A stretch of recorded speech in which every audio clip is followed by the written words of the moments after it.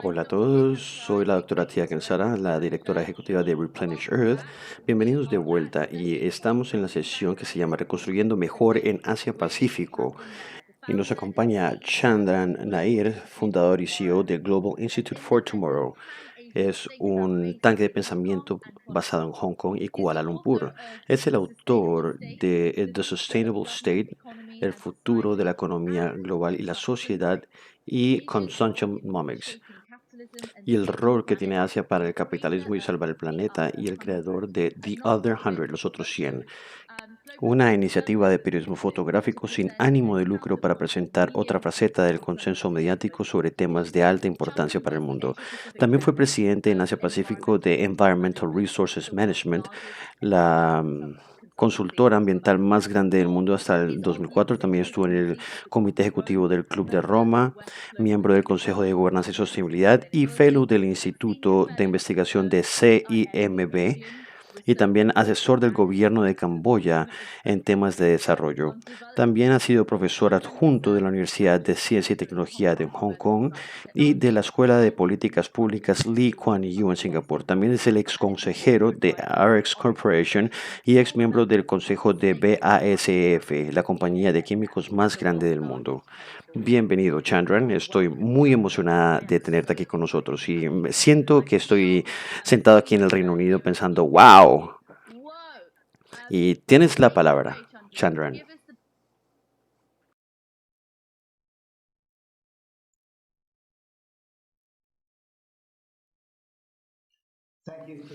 Gracias, tía. Y tengo entendido que hay gente de diferentes horarios, con diferentes horarios. Entonces voy a tratar de no adivinar dónde están todos. Simplemente quiero decirles que tengan un excelente día.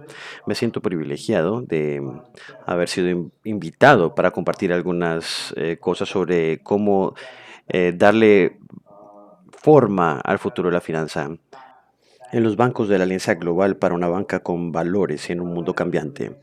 Lo que vamos a hacer en los próximos minutos es esencialmente hablar sobre el tema de cómo reconstruir mejor en Asia. Y voy a hablar sobre el mundo en el que vivimos y luego vamos a pasar un par de cosas que creo que deberían de cambiar. Y finalmente discutiremos el enfoque de las finanzas en el mundo en el que estamos, en particular en la parte de Asia-Pacífico. Y cabe agregar que me siento incómodo con el tema de reconstruir mejor en Asia-Pacífico, porque después de hacer algo de investigación, pude entender eh, mm, que esto parece implicar que estamos reconstruyendo en sociedades que ya han sido construidas y que ha habido alguna vez una deconstrucción, que es el software y el hardware, y que tenemos que repensar nuevamente. Y en Asia Pacífico yo diría que no se trata de reconstruir per se, sino reconstruir basado en lo básico primero. Mi presentación se va a enfocar básicamente en la banca con valores y qué hay detrás de esto y qué tenemos que ver cuando hablamos sobre Asia Pacífico y el mundo en desarrollo como África, etcétera. Me gustaría comenzar diciendo que todos estamos de acuerdo que vivimos en un tiempo particular, muy peculiar, y algunos de nosotros han estado hablando sobre desarrollo y sabíamos que lo que está sucediendo iba a suceder. Y todo esto se basa en la premisa de que los modelos de crecimiento nos sugieren que no hay límites en cuanto a crecimiento y que nuestras libertades y derechos tienen que ser respetados mientras el crecimiento económico aumenta en el mundo entero. Y yo personalmente creo que esto lo hemos pensado por 20 años y estas cosas no van a ser sostenibles. Y también una diferencia en cuanto a las opiniones basadas en ideologías entre las personas en el mundo occidental y gente de otras partes del mundo. Pero hay un consuelo en la pandemia porque esto ha expuesto diferentes diferencias en la forma en que vivimos y vemos el mundo y la forma en que nosotros vivimos nuestras vidas. Y muchas personas en Asia se ven sorprendidas que en Europa y en Estados Unidos la gente tenga problemas para ponerse un tapabocas o una máscara. En esta parte del mundo nos ponemos la máscara sin ningún inconveniente. No y respetamos a la autoridad. Y estoy mencionando esto para que entendamos que hay una gran diferencia en las culturas y en la forma en que nosotros vemos las comunidades. Y lo que creo que tenemos que entender es que aunque ha habido muchas discusiones que giran en torno al cambio, mucha de la narrativa mainstream, y cuando digo mainstream me refiero al mundo entero, típicamente estamos hablando del mundo occidental, de los medios occidentales que dicen que tiene que cambiar. Y mucho de eso ha tenido que ver cómo la tecnología va a cambiar todo. Y hablando sobre el escape digital y cuáles son las cosas que nos van a beneficiar sin ver el mundo. Y hace 6 meses estuvimos hablando sobre que el trabajo en casa no es el futuro. Y de hecho sería un futuro muy oscuro para muchos de nosotros si esto pasa. Y la realidad es que trabajar en casa no es algo que mucha gente puede hacer. Entonces la discusión que hemos estado teniendo es esencialmente que esto sería como un sistema económico apartheid, donde algunos de nosotros tienen el privilegio de trabajar en casa y así es como funciona el mundo entero. Pero como cualquier persona entendería, no todos pueden trabajar desde casa. Y no puedo esperar que termine esta fantasía para poder en verdad volver a compartir con gente y permitir a la gente que produzca bienes y servicios que de hecho puedan volver a trabajar y que les paguen de manera justa. Y lo que es muy interesante de la mayoría de las discusiones que tienen que ver con el cambio que va a haber en el mundo es que la mayoría de esto gira en torno a lo que yo llamo business as usual o trabajo con normalidad, en donde existe la calificación de que eso es normal, pero me encantaría en verdad regresar al trabajo normal. Trabajo normal o business as usual es continuar con la trayectoria de la normalización digital, en donde todos vivimos en este mundo fantasioso de Netflix, de películas en streaming, etcétera. Y continuaremos ignorando lo que nos trajo hasta acá. Y lo que nos trajo hasta acá esencialmente son las cosas que los negocios con normalidad hacen. Y, y este nuevo normal nos va a llevar a una catástrofe. Y no estamos reconociendo lo que debe cambiar en realidad. Y en la región del Asia-Pacífico, yo estoy convencido de que si nosotros continuamos tomando las ideas económicas y los sistemas políticos que han estado siendo utilizados en el mundo occidental, esencialmente vamos a dirigirnos a una catástrofe. Y el tipo de ideas de las que estoy hablando, y eso está en el libro de Consumptionomics, en donde argumento que la idea de una economía o un modelo económico basado en el consumo esencialmente puede impulsar el mundo a que haya prosperidad y a la misma vez deshacerse de todas las amenazas existenciales es una mentira. Y esta idea de que 6.000 millones de asiáticos deberían y podrían continuar con los estilos de vida occidentales como en Europa y Estados Unidos es una mentira, teniendo en cuenta toda la evidencia que tenemos hoy en día. Y en el libro argumento que la región de Asia-Pacífico y el mundo en desarrollo deberían de rechazar el modelo económico occidental, incluyendo también los modelos gubernamentales. Y este último aspecto de la narrativa obviamente me metió en muchos líos y escribí mi segundo libro que se llama El Estado Sostenible. Y este libro lo pudimos publicar 6 a 8 meses antes de la pandemia. Y obviamente la idea de que el Estado esencialmente sea el mecanismo organizacional para las sociedades de alrededor del mundo en el siglo XXI, especialmente en esta parte del mundo. Y esto fue, podríamos decirlo que fue un anatema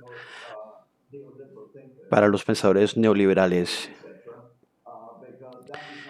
porque ese no es el mundo que ellos esencialmente se imaginaron.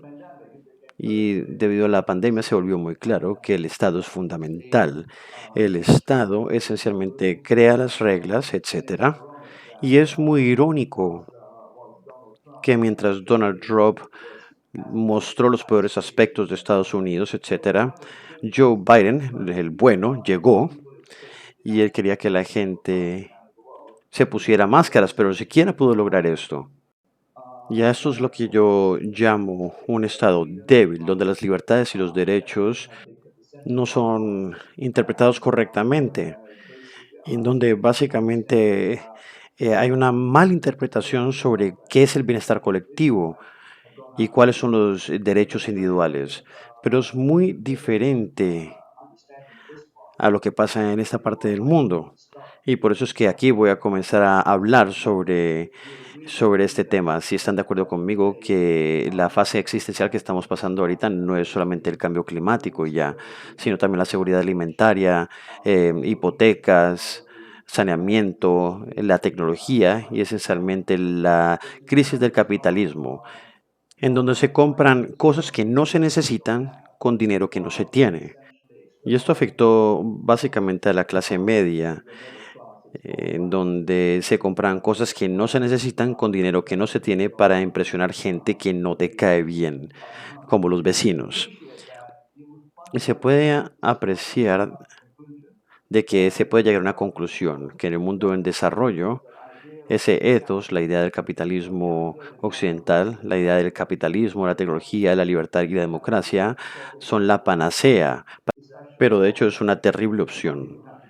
Y vamos a tener que hacer las cosas muy diferentemente. Vamos a tener que repensar a qué significa un derecho democrático y cuáles son los derechos políticos y libertades y cuáles son las fronteras que superseden los derechos individuales y muy importantemente cuáles son los derechos al consumo. Y los derechos al consumo esencialmente van a ser un mecanismo completamente diferente. Y ahí es a donde creo yo que podemos pensar sobre el mundo de la finanza y qué financia y cómo impulsa el consumo. Y eso tiene que ser parte esencial de la ecuación. Y voy a comenzar pasando a la próxima etapa en donde voy a argumentar que todo el cambio del que estamos hablando, todos los temas superficiales de las finanzas, los mecanismos de ESG, esencialmente lo que hacen muy a menudo es camuflar los problemas y no nos permiten tomar decisiones simples sobre el mundo que vivimos, pero requiere que enfrentemos ciertas realidades y en esa parte de la realidad serían 6 millones de asiáticos que no pueden continuar viviendo como los occidentales, como los americanos. Eso sería el fin del juego. Y entramos a otra pregunta. ¿Cuáles son los derechos? ¿Qué es lo que se puede obtener? ¿Cuáles son los derechos? ¿La pertenencia de un automóvil es un derecho humano? Yo diría que no. Si en los países de Asia dicen que necesitan carros, yo diría que no es necesario. Y la respuesta típica que se tiene en los mercados financieros es que se trata de innovación. Pero finalmente la innovación se puede traducir en una palabra, que es tener una buena idea. Y esas ideas son innovadoras, como automóviles automatizados y este tipo de cosas. Y esto lo hace gente que nunca ha vivido en las complejidades del mundo en vía de desarrollo. En MIT, creo que en Boston, queda en Boston en algún lugar. ¿Y quién quiere resolver los problemas de Mumbai con ideas fantasiosas? Tenemos que rechazar estas ideas. Pero las élites de esta parte del mundo también se han creído esto, la parte financiera, en donde apoyan estas ideas tipo Disneylandia y también están buscando legitimización al asociarse con esas instituciones. Y durante la pandemia, que yo creo que fue un periodo de tiempo sumamente interesante en esta parte del mundo, hubo confinamiento, la gente seguía las reglas y yo vivo en Hong Kong, pero estoy hablando desde Corea. Y por 10 meses no tuvimos confinamiento porque las reglas se entendían. Todo el mundo se ponía un tapabocas. No se cuestionaba el hecho de no ponerse un tapabocas. La gente entendía lo que tenía que hacer para poder seguir las reglas. Entonces continuamos trabajando. Y lo que eso nos demostró es que la gente quería que hubiesen reglas y autoridad en el mundo en vía de desarrollo y en en la mayor parte del occidente. Y en el occidente existía esta idea de la libertad que esencialmente se había convertido en algo excepcional durante este tiempo y la gente no podía entender el por qué tenían que hacer esfuerzos para el colectivo de la gente en vez de pensar que yo soy el rey, yo soy el individuo, el centro del universo. Y yo siempre he sabido que esta ha sido una conversación muy importante en el Reino Unido, por ejemplo. La mentalidad en otras partes del mundo era seamos resilientes, seamos fuertes y asumamos las consecuencias. Una estructura política diferente, un contexto social diferente, un entendimiento diferente de cómo convivir como una comunidad. Y yo escribí un artículo de lo que debe cambiar, ya que yo no vi mucho de esta información en los medios que sugirieran algún tipo de cambio, aparte de ideas de lo que puede pasar con el COVID y cómo operan las aerolíneas y cómo las compañías pueden trabajar en el futuro. Y ese artículo fue acogido por una institución, una organización muy respetable y la imprimió para su primera publicación de enero, la primera publicación que hicieron en enero para el 2021. Y ahí yo sugería 10 cosas que podían cambiar y yo espero que ese artículo pueda ser compartido después de que tengamos esta conversación. Identifiqué 10 aspectos que deben cambiar si en verdad queremos un cambio serio. No voy a entrar en minucias, pero esto es un resumen. De lo primero que yo hablé fue transformar el mundo corporativo. La mayor parte del mundo corporativo, me refiero a los mercados financieros, los salarios y la concentración de la riqueza y la forma en que las corporaciones esencialmente crecen y crecen. Se trata de transformar el mundo corporativo y creemos que se podrían hacer políticas para el bien general en vez de pensar sobre políticas financieras vistas desde el lente de la Fed. Y en los países en vía de desarrollo tenemos que poner el bienestar público por delante de las políticas financieras. También hablé sobre reimaginarnos el PIB real y también que los bienes no se medían solamente por las métricas asumidas. El cuarto punto es abandonar la mano invisible del mercado libre, porque interesantemente aún hay gente que cree que el mercado es libre y tenemos que abandonar esta idea fantasiosa. También revocar esta idea del trabajo informal o gig economy. Eso es algo que los medios mainstream han utilizado, como también las compañías tecnológicas con todo el poder que tienen, que se le ha otorgado por medio de los medios para perpetuar este mito. Y esto es una forma de trabajo que explota por diseño y no tiene ningún contrato social. También están los trabajadores esenciales. Todos sabemos que muchas de esas personas no pueden trabajar desde casa y aún así es trabajo y no estamos pagándolo y esencialmente deberíamos pagarle para que hagan ese trabajo. Y también hablé sobre las prácticas de desarrollo, las cuales se centran en alimentar las rutas de desarrollo occidental. Y eso tiene que ser repensado básicamente para tomar en cuenta las tendencias modernas de esta época con un entendimiento mucho más complejo y abierto. Y finalmente reconstruir el sistema alimentario que ha colapsado completamente. Y si no han visto esto, tienen que estar viviendo en otro planeta. Y este sistema incluye la explosión de la glotonería en todo el mundo, porque en este modelo económico permite que haya más comida basura. Hemos perdido biodiversidad, los sistemas acuíferos están siendo afectados y esencialmente estamos explotando a los granjeros y estamos reemplazándolos a ellos con agricultura industrial, que es un desastre. Y también debemos de empezar a manejar una coexistencia con la naturaleza. Y esto va a ser muy importante, aprender a convivir, coexistir con la naturaleza. Debemos tener un entendimiento profundo del asalto que le hemos hecho a la naturaleza. Y ese es un bien público que debe ser manejado por los legisladores y no por las compañías. Las compañías no se enfocan en los bienes públicos y eso no es malo, pero los bienes públicos son el dominio de las políticas públicas, de las instituciones y la sociedad y por ende el gobierno. Y nuevamente se nos ha dado esta ideología y estos sesgos que han venido de Estados Unidos de que el gobierno está mal, que las regulaciones son anti-innovación y que aniquilan las ganas de invertir de las personas. Y tengo que contradecir esto diciendo que las políticas públicas deberían de estar en las manos de los reguladores para asegurarse de que ellos no estén afectados por los intereses privados. Y el último punto es que tenemos que cambiar el entendimiento que tenemos de la geopolítica más allá de la supremacía occidental. Y en esa parte del mundo creo que hemos visto esto y estamos cansados de estar dominados por los poderes occidentales que creen que son los que nos tienen que decir qué tenemos que hacer.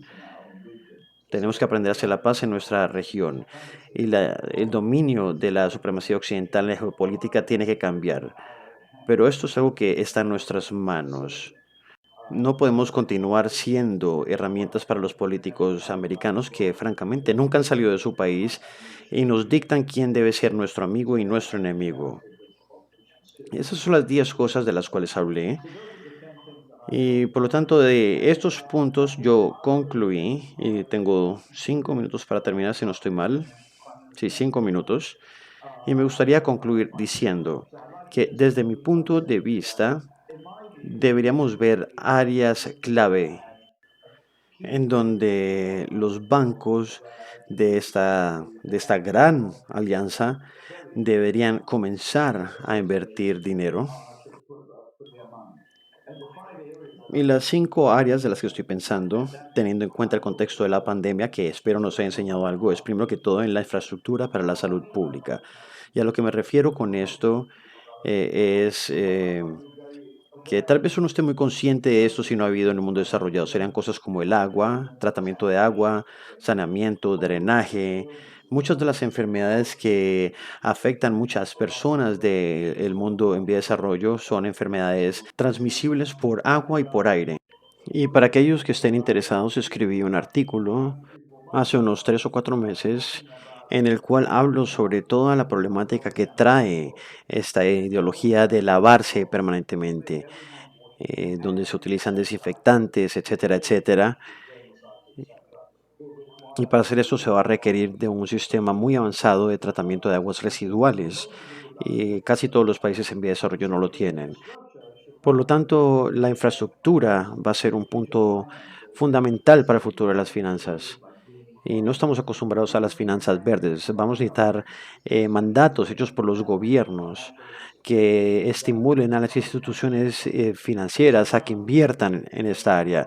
Este no puede ser solamente el dominio del Banco Mundial y el Banco Asiático de Desarrollo, los cuales también tienen motivaciones políticas, dependiendo de dónde va el dinero, etcétera, y lo que ellos ven como países democráticos y no democráticos. Entonces, la salud pública, en donde los bancos pueden invertir, va a ser una cosa imperativa. Y para esto yo creo que es muy importante también que la gente como ustedes, como la audiencia, pueda imaginarse un mundo muy diferente para poder financiarlo. Un mundo en donde entendamos en realidad que los próximos 50 años van a ser muy importantes, no solamente hablando sobre el carbono y las emisiones, sino también lo básico. Y mencioné el primero que es salud pública. El segundo tiene que ver con la seguridad alimentaria, con el colapso del sistema alimentario que ya comenzó y la seguridad alimentaria ha sido resaltada tremendamente por la pandemia. Y todas las naciones deberían de construir infraestructura para la seguridad alimentaria, porque hay muchos países en Asia en donde la gente comen 3 veces al día arroz, ni siquiera producen suficiente arroz. Y es muy interesante porque importan mucho arroz de Estados Unidos y nunca he visto cultivos de arroz en Estados Unidos, pero seguramente sí lo cultivan. Pero la seguridad alimentaria se va a convertir en algo muy importante. Y habiendo dicho esto, la seguridad y la industrialización de los alimentos, todos estos elementos requieren de mucha inversión. Y el siguiente paso es asegurarse de que la gente esté saludable primero y que estos países en vía de desarrollo tengan la capacidad de no tener que depender de las importaciones de equipo sofisticado de otros países. También está el tema de acceso a la vivienda. Esto va a ser una de las áreas más importantes en donde creo que el mundo de las finanzas va a jugar un rol muy importante y esto va a permitir que la gente viva dignamente. Y eso es un tema bastante profundo, pero solo quiero decir que Que la tecnología puede ser una herramienta que le ayuda a la gente a tener acceso al financiamiento suficiente por lo menos para que tenga acceso a las viviendas y donde participe en los mercados financieros. Y esto va a ser una innovación que yo creería que el sistema debería tener en cuenta. Y finalmente tenemos la educación.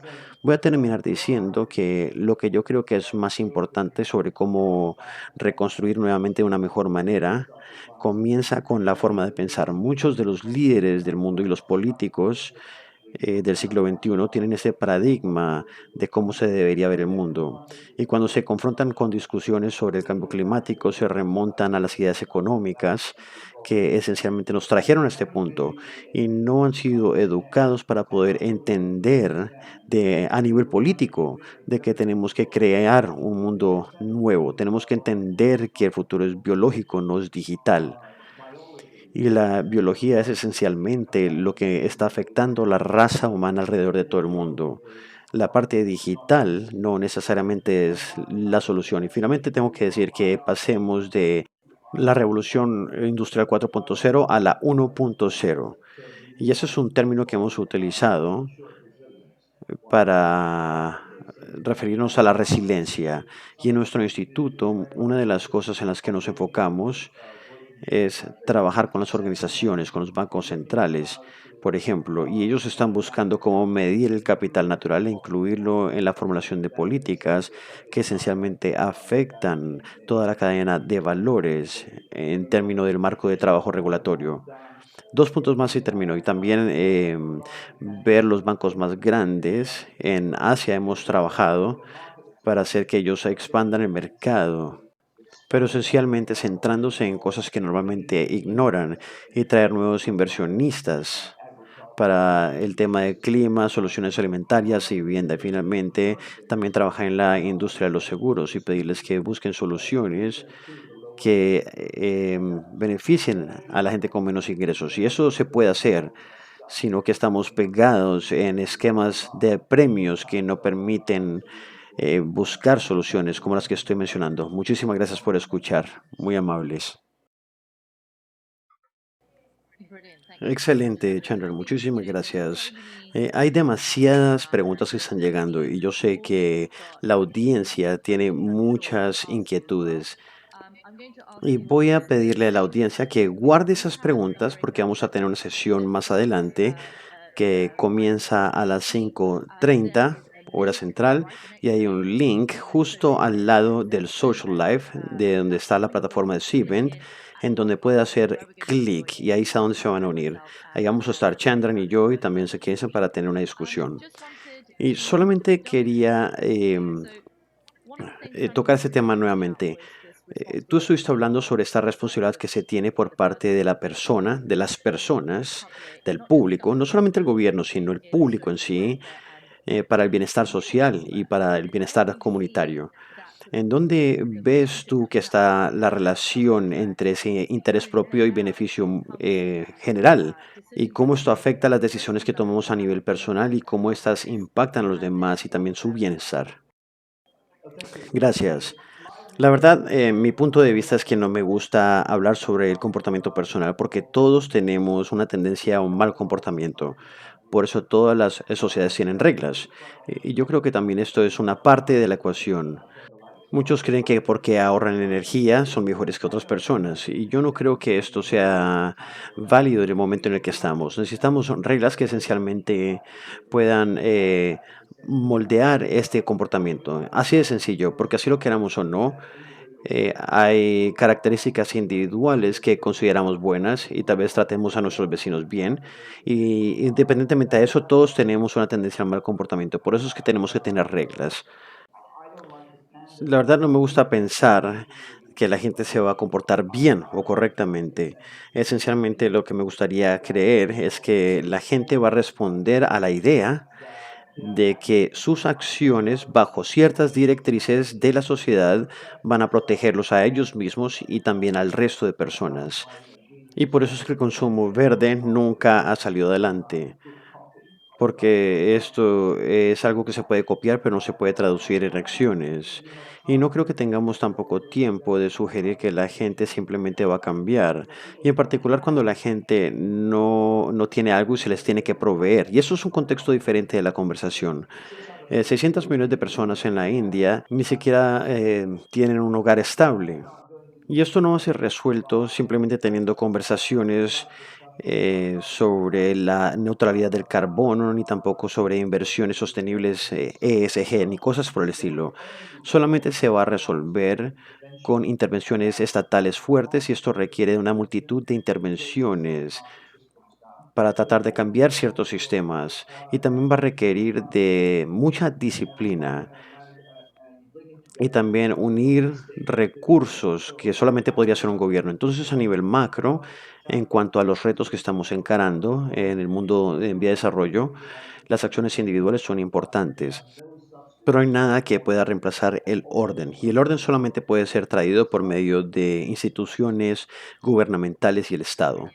Interesante, tienes un abordaje de arriba hacia abajo sobre los principios del patrimonio mundial.